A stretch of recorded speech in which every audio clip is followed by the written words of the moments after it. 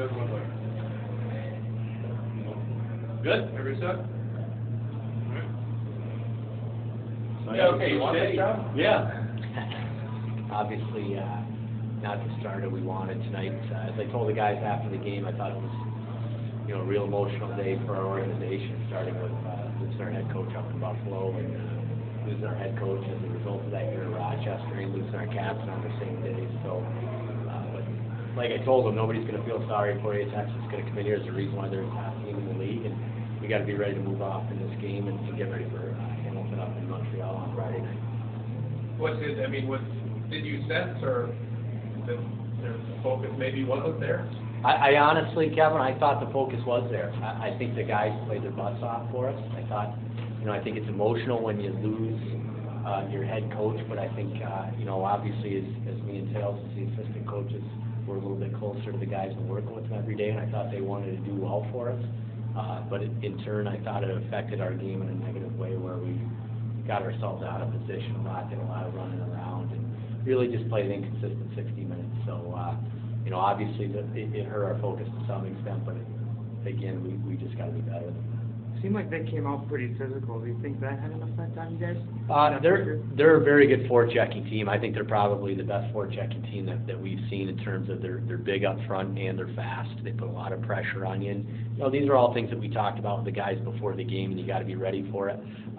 Obviously, we tried to put a little bit of a push back there, and they just, as I told the guys after the first period, it's going to be a game of forechecks. Whoever's able to establish momentum through the forecheck and get into their offense, his own play is going to be successful, and they obviously did a much better job than us tonight.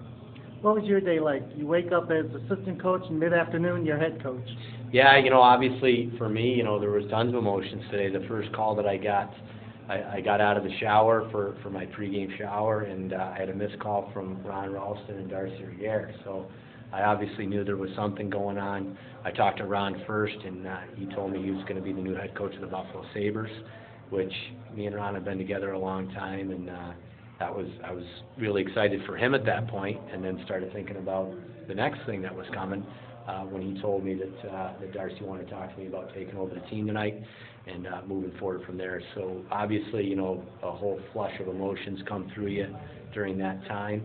And, it's a great opportunity for me, but it's also a great opportunity for our players. They've all had a year and a half to establish a rapport with Ron and make him comfortable with the way that they play. So they're one step away from getting back up to helping the Sabres up in Buffalo. So great opportunity for everybody involved. Besides initially being told, just what was a couple hours before the game, having to talk to the team, it's your voice now that they listen to. Well, that was the big thing is, we obviously got in here early and sat down as a staff and just make sure that we had everything covered, because for a year and a half here, and for me for 6.5 years with Ron, I've been used to what we've had together.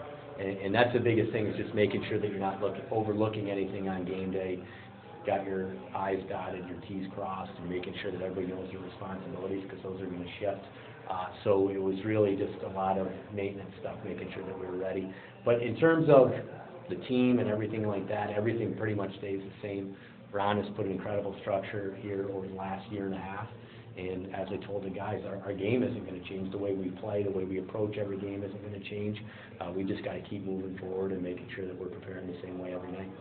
This team has had, this organization, the Sabres, they've had continuity unlike anything else we've seen in the NHL in recent years. How does a day like today affect maybe the message that you have towards your team to know that, hey, this is a business and this isn't, like what we've seen with the Sabres, for the last 16 years? Well, I think that it's the same as, the message is the same message that I gave our guys after the game tonight. It's not good enough. They don't feel like things were going the way they wanted to in Buffalo, and they wanted to make some changes there. And, we have to understand that you're absolutely right. It is a business, and that we are expected to produce. And my job here now, along with Tails and Bobby Janos, is to get our players ready to play in the National Hockey League. And Ron's job is to go up there and give them some structure and make sure that they're ready to play in Toronto tomorrow night. What time did you find out? So after your shower, so like ballpark. Yeah, I talked to Darcy right about 3:15 this afternoon.